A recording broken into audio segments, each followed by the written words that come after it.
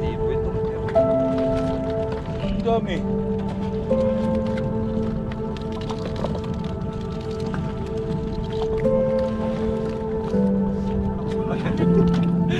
Salamat ah. Akala lang bumawi pagka marami. Ayan yung ginita natin. Ito na oh. 500.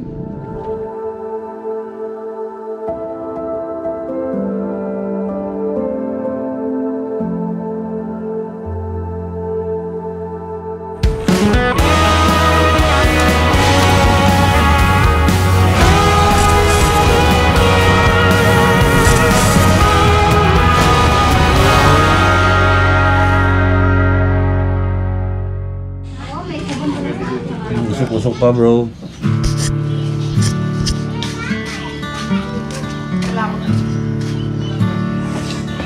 Siya ba yun laki? Bro, Sa Cavite kasi ang mahal-mahal niyan eh. ito na yung mga kinapahan namin na ano nga to bro ulit bro? Batotoy. Batotoy. Alam niyo na ba? Batotoy ha? Batotoy. Batotoy. Yun. Ha? Yun? Batotoy. Halaan. Yan. Ang ginawa no ni nanay sa batotoy ay yung inadobo na medyo spicy. At itong namang halaan ay ginisa. Sarap. Sarap po ng sabaw. Thank you po na ya. Bukas ulit. Bukas. Mga nga ba ulit tayo? Mga pa ulit tayo bukas. Alimango naman bro. Saan? Alimango eh, takot ka nga. Diyan sa tangke ng mga mayari. Alimasag. Ha? Sa Bacolod. Sa baka. Ayoko, joke lang yung mga ngabang na ikaw yun lang. Oh, sige. Ikaw yung king of crabs eh. Titilamsik ako nung bro sa tangke pag... Siguro pag Pag nakakakapakan ganun. Diretso sa universe. Paa pa naman yung pinakakapa. Pa? Oo, sa alimasag. Pag makakapakan ng alimasag, paa. Hindi ko kaya yun bro. Kahit sabihin mo meron akong vlog. Hindi ko kaya. Fights Brad. Fights, Brad.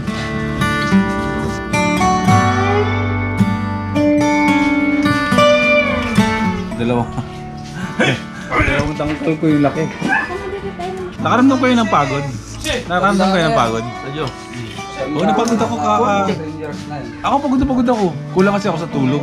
Malamang tatawid ng kinabukasan tong vlog na to. Pero ang importante, makapag-vlog tayo natin. Marami pa tayong pwedeng gawin dito. Di ba bro? Kaya ayun, maraming salamat kay Ate Mira from Saudi Arabia. Ayan na nagpatuloy sa amin dito. Ayan, nod-nod ka lang, mag-ingat ka palagi dyan.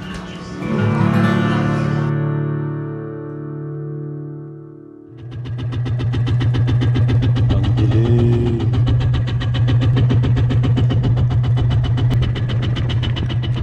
Ang dilim pa ng laot. First time kong gagawin to. Tapos umulan pa. Medyo alanganin kami pero syempre pag pinalagpas natin to, sayang yung pagkakataon na masaksihan natin yung mga ibang activities ng dagat. Isa lang naman. Okay, welcome back to another vlog natin mga first timers. Nandito tayo ngayon sa, syempre, nandito pa tayo sa Isla Pugad ngayon. At mamaya-maya natin ituloy ha, pag may liwanag na. Maganda dito. Mamaya-maya natin ituloy yung video natin pag lumabas na yung araw. Ang ganda ng view natin dito sa taas.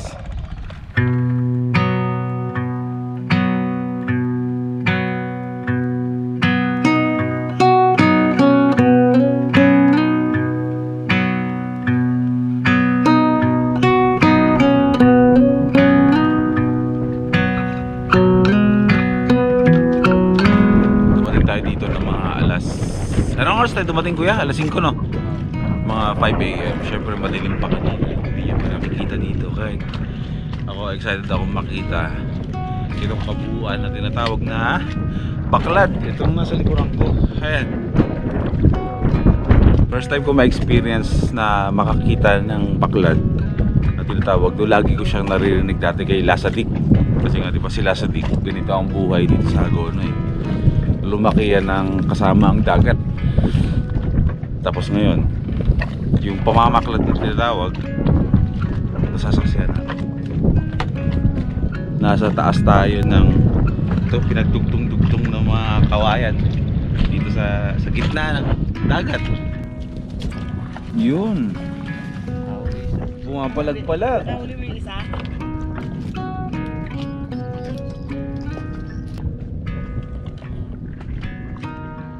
Sila Ken, tsaka sila sa nandun daw sila.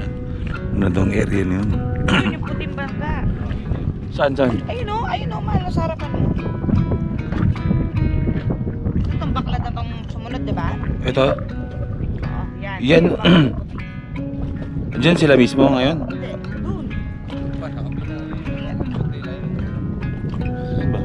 Ayun o, bangkang puti. Oh, yung bangkang puti. Ayun, doon sa kabila. Itong bakla na ito, di ba? Okay. Oo. Layo.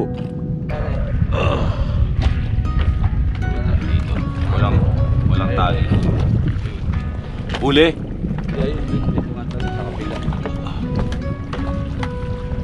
May kabigatan na tayo kaya kailangan Mga hindi pa nakatali yan, baka umikot eh. handa lang tayo.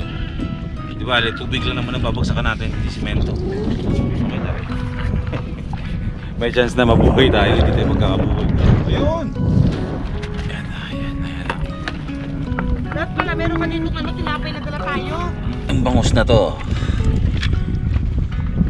Ayan, ito yung mga malalaki. Ito yung mga iba na huli.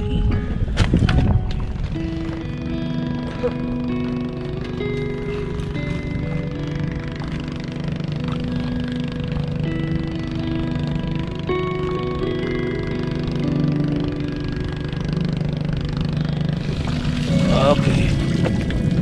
Oh, para may participation tayo. Tayo ang mag-aangat nito. Huli ni Kuya. Ay, nagpapot. Nakachan ko. Ayun. Tingnan natin. Ilan ang huli ni Kuya na. Ayan. Ayun.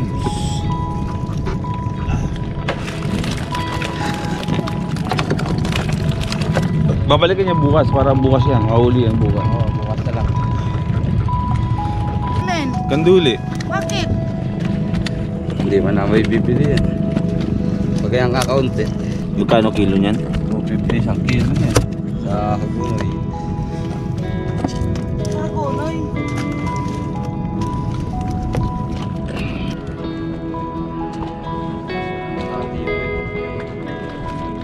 Ang dami.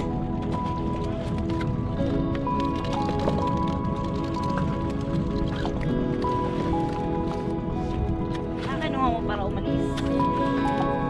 Para maalis. Hindi kasi sa ilalim. Ay, Marami na mga isdang ay halo na yan. Maganda yan oh. Pangus. Pangus at iba-iba Kahit pa. sabihin natin may huli, para sa kanila, walang huli. Kasi feeling ko, ang tinatawag nilang may huli talaga, yung sobrang dami talaga na. So, ang may huli lang namin, ay, para mga tira-tira na ano. Kasi importante kasi yung huli dito. Para sa kanila dito, ano, Alit na lang. ibibenta nila. Yun ang priority nila na lahat ng mga nahuli dito sa mga bakla nila is para ibenta, hindi para iuwi sa bahay. So yung mga matitira, yung ano, gagawin natin yung ulam. 480 rin. 480. Wow, saya na. Paano man eh? Sanay na sanay sa... Salamat ah. Akala lang bumawi pagka marami. So yun yung kinita natin. Ito na oh. 500. Daan ka ulit kuya, bukas. Mas marami na tayong huli bukas. Pinapasa lang din niya yung sa... Ay, yung presto. Yung mga pinapasano na, yung mga nagbebenta ko yun. Paano? Yung isda, kukunin Kukunin niya sa'yo. Oo. Tapos, Ipapasa niya sa bukod sa magtitinda. so parang pasahan lang, ganun. Ikaw kuya, namumuhunan ka ng kukunin isda sa kanya. Tapos ibibenta rin niya sa mismo taga-palengke na. Oo. Parang ganun po rin kalakaran.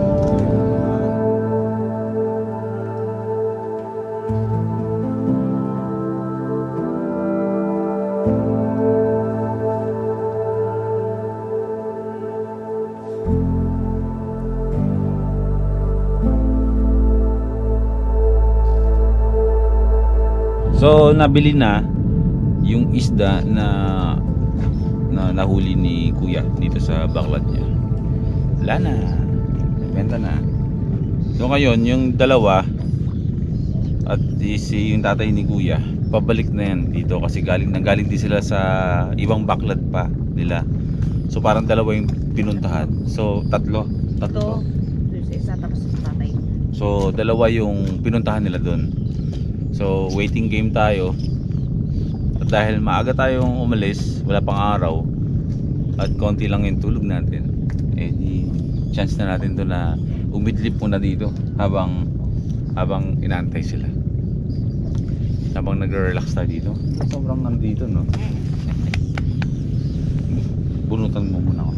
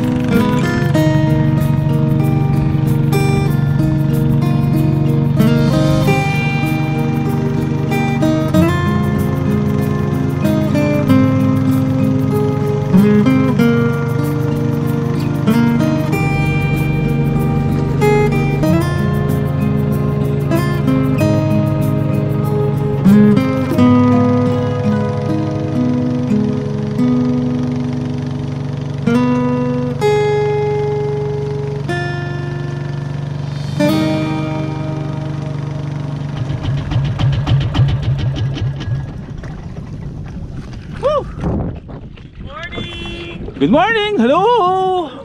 Kaya palpor mo na Yossi ah. Dami huli bro? Yung meron. O nakuha na? Dami na. Ay, bakit puro tilapia dito? Isda. Ano yung baklad mo kuya? Pangalimasag, ibon? Wala no? Ay, isda din. Mas malalaki yung mga huli dito. Mga bangus. Sa amin, nabenta na eh. Late lang eh. Now I know